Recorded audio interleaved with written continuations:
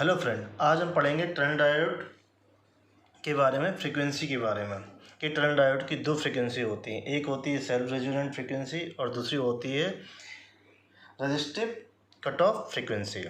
तो उन दोनों का फार्मूला ड्राइव भी करेंगे, लिखेंगे और उसका इनपुट इम्पीडेंस का फार्मूला भी निकालेंगे टनल डायोड का।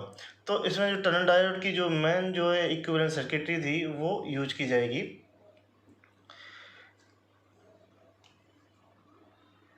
तो पॉइंट लिखा है tunnel diode two frequency. First है रेजिस्टिव कट ऑफ फ्रीक्वेंसी, इसे डिनोट करते हैं एफ सी या एफ आर 0 से।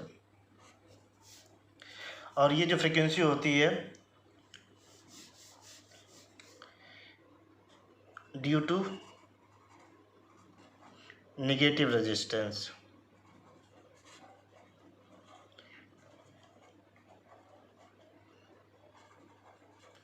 Of diode.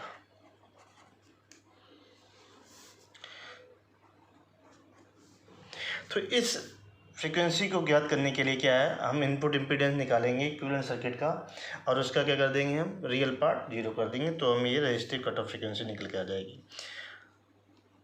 तो इसकी जो रेंज होती है एफ सी की वो होती है 3.3 गीगाहर्ट्ज से 1. ये रेंज होती है 1.6 गीगाहर्ट्ज से 3.3 गीगाहर्ट्ज तक इसकी रेंज होती है। और दूसरी जो हमारी जो फ्रीक्वेंसी होती है सेल्फ रेजोनेंट फ्रीक्वेंसी,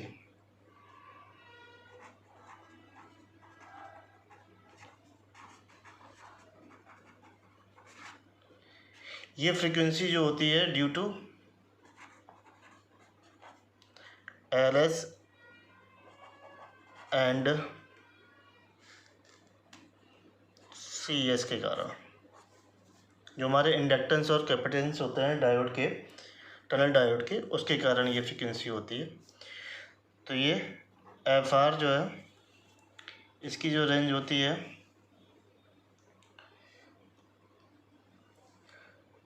70 मेगाहर्ट्ज से 4 गीगाहर्ट्ज। तो इस फ्रीक्वेंसी को निकालने के लिए क्या करते हैं, इमेजिनरी पार्ट जो है 0 कर देते हैं, तो फ्रीक्वेंसी निकल के आ जाती है। तो ये दोनों फ्रीक्वेंसी जो निकलती हैं वो सर्किटरी टनल डायोड का ये है।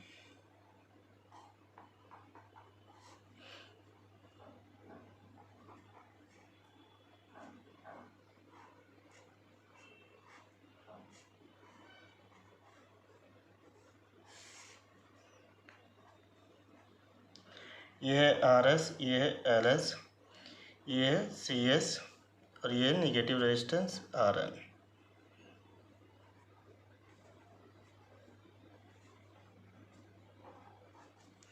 तो इक्विवेलेंट सर्किट है ये टनल डायोड का।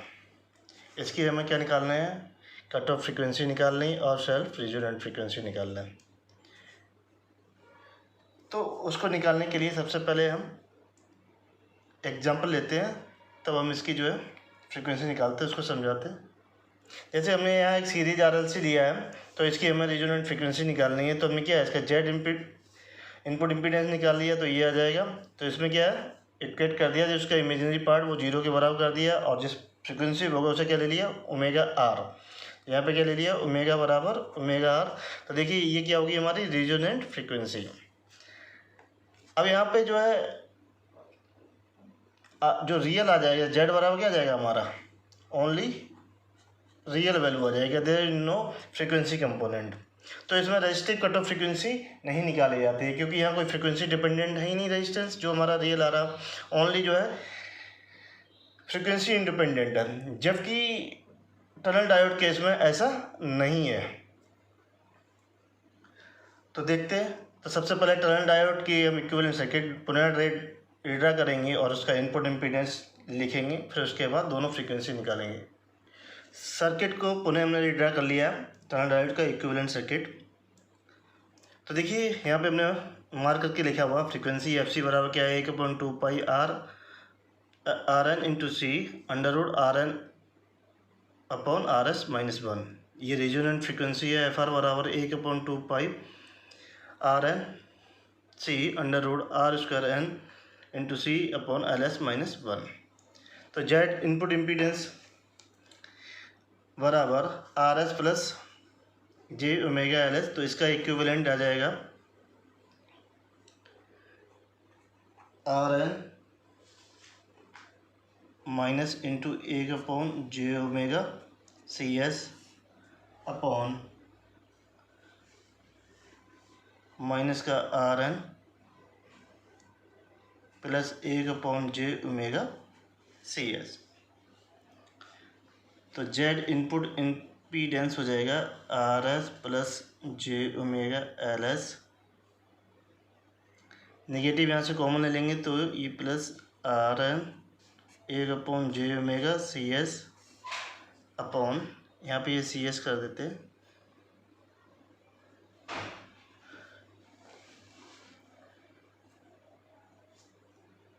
तो ये RN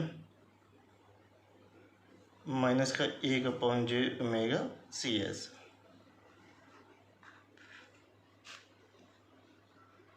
तो ये हो जाएगा जेड इनपुट इम्पीडेंस बराबर RS प्लस J⍵LS प्लस का RN अपॉन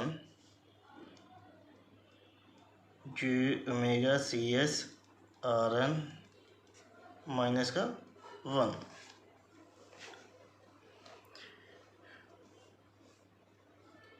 तो इसका क्या करेंगे, हम परमीकरण कर देंगे, या हम निगेटिव साइन इधर कॉमन ले लेते हैं, तो ये आ जाएगा जेड इनपुट इम्पीडेंस आ जाएगा RS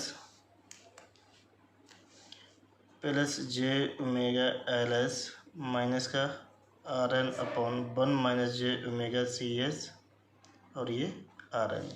तो इसका परमीकरण करेंगे तो हमें ये मिलेगा RS प्लस J⍵LS माइनस, तो ये RN, तो 1 प्लस J⍵CS और ये RN अपॉन 1 प्लस J⍵CS और ये RN का स्क्वायर हो जाएगा। तो इस RN का अंदर मल्टीप्लाई कर देंगे, रियल और इमेजिनरी पार्ट इक्वेट कर लेंगे, तो जेड इनपुट इम्पीडेंस आ जाएगा हमारा RS प्लस J⍵LS माइनस का RN upon 1 plus ⍵CS RN का स्क्वायर माइनस का J RN square ⍵CS upon 1 plus ⍵CS RN का स्क्वायर। देखिए ये रियल पार्ट इसके साथ आ जाएगा और ये इमेजिनरी पार्ट इसके साथ आ जाएगा। तो देखिए हमने इसको इधर RS के साथ ले लिया और हमने ये इमेजिनरी वाला पार्ट कर लिया। तो देखिए ये सिंप्लीफाइड करके हमारे क्या निकल गया है, इस सर्किट का जो टनल डायोड का था वो जेड इनपुट इम्पीडेंस निकल के आ गया। तो ये भी देखिए एग्जाम में क्वेश्चन पूछी जा सकती है। तो देखिए ये बेसिकली माइक्रोवेव में इसकी एनालिसिस की जाती है। ये टोटली क्या है, माइक्रोवेव के अंतर्गत हम ये पढ़ रहे हैं। और ये देखिए तीनों ही फार्मूले क्या है पूछे जा सकते हैं, कट ऑफ फ्रीक्वेंसी का, रेजोनेंट फ्रीक्वेंसी और उसका इनपुट इम्पीडेंस का, टनल डायोड जो इक्विवेलेंट सर्किट है। अब हम निकालेंगे फ्रीक्वेंसी। तो देखिए यहाँ पर दो टर्म आ रहे हैं, यहाँ पर रियल पार्ट भी क्या आ रहा है हमारा ओमेगा इंडिपेंडेंट है, जेड इनपुट हमारा, और इमेजिनरी पार्ट तो है। तो इसको जब इक्वेट कर देंगे 0 के बराबर तो रेजोनेंट फ्रीक्वेंसी निकल के, जब इसको इक्वेट करेंगे तो हमारे पास निकल के आएगी रजिस्टिव कट ऑफ फ्रीक्वेंसी। जबकि देखा था सीरीज वाले में क्या था, वहाँ पे ये वाला टर्म इंक्लूड नहीं हो रहा था, सिंपली यही था आर था। तो हम निकालेंगे resistive cut off frequency tunnel diode की। तो उसके लिए for resistive cut off frequency तो इनपुट इम्पीडेंस का क्या कर देंगे, रियल पार्ट 0 के बराबर कर देंगे। Real part of Z input must be 0। तो ये इम्पोर्टेंट है जो थ्योरी में पूछा जा सकता है कि रेजिस्टिव कट ऑफ फ्रीक्वेंसी निकालने के लिए क्या करते हैं। तो क्या करते हैं, इनपुट इम्पीडेंस का रियल पार्ट क्या कर देंगे, वो 0 के बराबर कर देंगे। तो कर देते हैं इसको, तो RS माइनस का RN प्लस का 1 प्लस ओमेगा CS RN का स्क्वायर बराबर 0।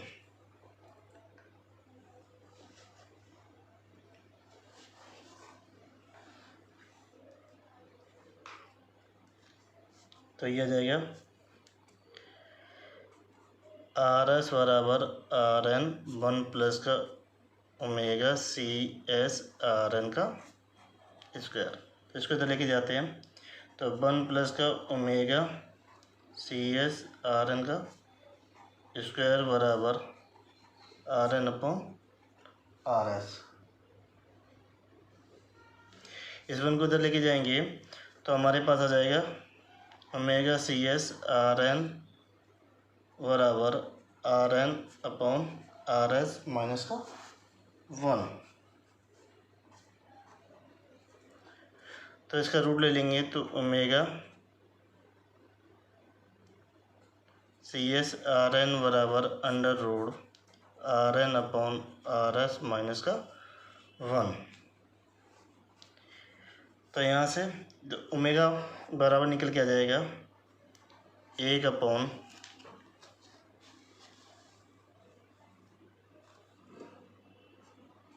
CS RN under root RN upon RS minus का 1। तो यही क्या होगी, ओमेगा C हो जाएगी, और यहाँ से क्या निकलेगा FC बराबर, इसको लिख देंगे 1 upon 2 pi RN CS under root RN upon RS minus का 1। तो ये हमारी कट ऑफ फ्रीक्वेंसी आ गई। अब हम निकालेंगे रेजोनेंट फ्रीक्वेंसी। तो रेजोनेंट फ्रीक्वेंसी के लिए क्या करेंगे, हम इसका इमेजिनरी पार्ट ये वाला क्या कर देंगे, 0 के बराबर कर देंगे। For self resonant frequency, self resonance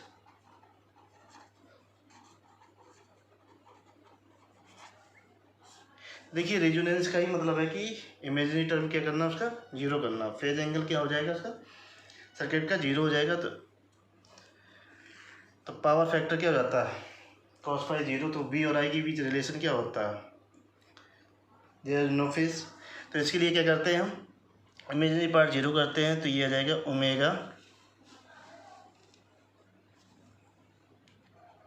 omega LS minus का ओमेगा R स्क्वायर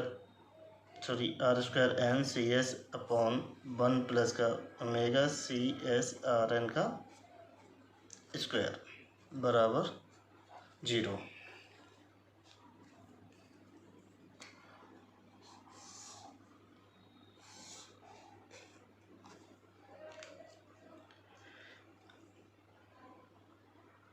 तो देखिए हमने ये इक्वेट कर दिया, 0 के इमेजिनरी टर्म क्या कर दिया, 0 के बराबर कर दिया। तो ये हमारे पास रिजल्ट आया। तो ये ओमेगा से ओमेगा ये कैंसिल हो जाएगा। तो 1 प्लस ओमेगा CS RN का स्क्वायर बराबर RN square CS upon LS इधर ले आएंगे। तो ये ओमेगा CS RN का स्क्वायर बराबर, तो RN square CS upon LS minus का 1। तो ये ओमेगा CS और ये RN बराबर ये आ जाएगा under root RN square CS upon LS minus का 1। तो ये ओमेगा बराबर जो R आ जाएगा 1 upon CS RN under root R square N CS upon LS minus का 1। तो ये FR बराबर 1 अपॉन 2 पाई CS और ये RN under root RN square CS upon LS minus का 1। तो ये दोनों हमारे पास रिजल्ट आ गए हैं।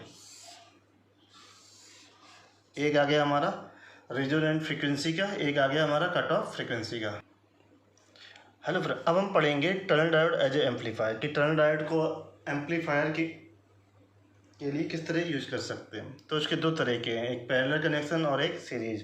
तो टनल डायोड को एक तो हम पैरेलल कनेक्टेड कर सकते हैं और एक हम सीरीज कनेक्टेड कर सकते हैं। तो एक होता है एम्पलीफायर हमारा जो है पैरेलल एम्पलीफायर,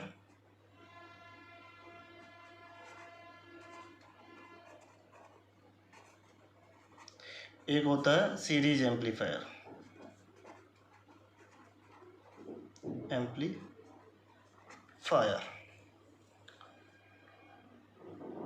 तो पैरेलल एम्पलीफायर में टनल डायोड को क्या लोड की हमने क्या पैरेलल कनेक्टेड कर दिया है, इसे क्या बोलते हैं पैरेलल लोडिंग बोलते हैं।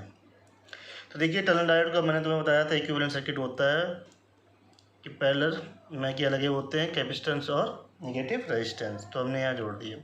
तो बेसिकली जो पैरेलल एम्पलीफायर होता है ये करंट एम्पलीफायर होता है। क्या होता है नीचे लिख लेते, यहाँ पे जो पॉइंट है करंट एम्पलीफायर।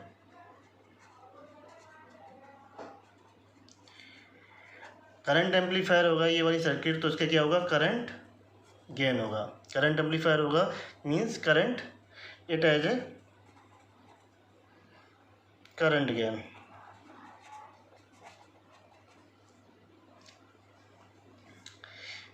नेक्स्ट इसका क्या होगा, जब करंट गेन है तो इसका क्या होगा पावर गेन भी होगा।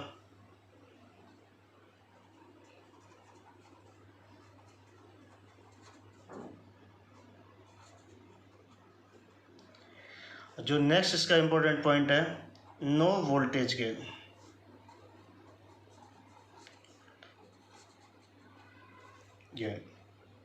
तो पैरेलल एम्पलीफायर में हमारे पास क्या क्या होता है, करंट एम्पलीफायर करंट गेन होता है और हमारा पावर गेन होता है, और ये हमारा नो वोल्टेज गेन, हमारे पास वोल्टेज गेन नहीं होता है। तो ये तीनों ही पॉइंट बहुत इंपॉर्टेंट है जो पूछे जाते हैं। इसमें भी थ्योरी जो है आ सकती है पैरेलल एम्पलीफायर में कि डायोड टनल डायोड को कैसे कनेक्ट करते हैं।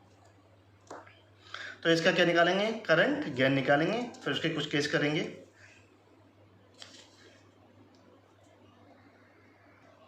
तो इस सर्किट का हमें निकालना है करंट गेन, तो करंट गेन के लिए तो इस पर क्या लगा दें हम IL निकालेंगे, तो करंट डिवीजन लगा देंगे क्योंकि ये कैपेसिटर DC के लिए क्या होगा ओपन हो जाएगा। तो IL बराबर माइनस का RN अपॉन माइनस का RN प्लस का RL इंटू इनपुट करंट। तो ये IL अपॉन II बराबर आ जाएगा माइनस का RN अपॉन माइनस का RN प्लस का R। देखिए यहाँ पे ऑलरेडी मैंने नेगेटिव ले लिया है, तो नेगेटिव साइन कॉमन ले लेंगे, तो ये आ जाएगा AI बराबर RN अपॉन RN माइनस का RL। तो ये हमारे पास क्या आ गया सर्किट का करंट गेन आ गया। तो अब यहाँ केस लेते हैं। पहले केस में अगर हम जब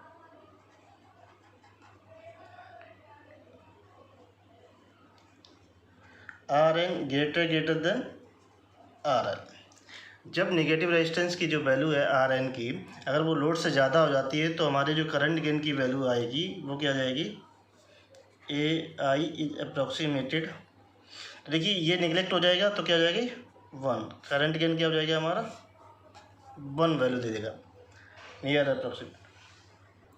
सेकेंड केस में जब RL ग्रेटर देन हम RN लेते हैं तो हमारे पास जो AI की जो अप्रॉक्सीमेटेड वैल्यू आएगी तो वो क्या जाएगी माइनस का RN अपॉन RL करके आ जाएगी, और ये वैल्यू क्या आएगी लेस देन 1 आ जाएगी। तो ये AI लेस देन 1 निकल के आएगा इस वाले केस में। और जो थर्ड केस में क्या है कि अगर हम मैग्नीट्यूड वैल्यू बराबर ले लें तो AI बराबर क्या हो जाएगा हमारा इन्फिनिटी। तो जो एम्पलीफायर होगा वो क्या हो जाएगा हमारा ऑसिलेटर की तरह बिहेव करेगा। Amplifier works as an oscillator, क्योंकि गेन हमारा क्या हो गया इनफाइनाइट हो गया।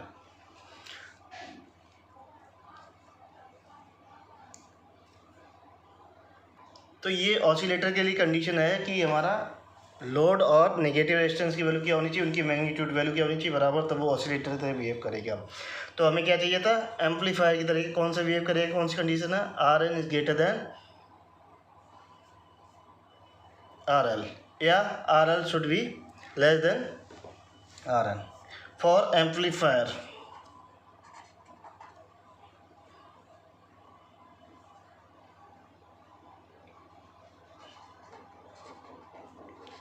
कंडीशन क्या होगी, R N should be greater than R L या R L should be less than R L. तो ये थ्योरी में लिखा मिल सकता है। तो हमने यहाँ कंडीशन लिख दी, load resistance R L slightly less than the R N for the better amplification या एम्पलीफायर। अब पढ़ेंगे सेकेंड वाला पार्ट, सीरीज एम्पलीफायर।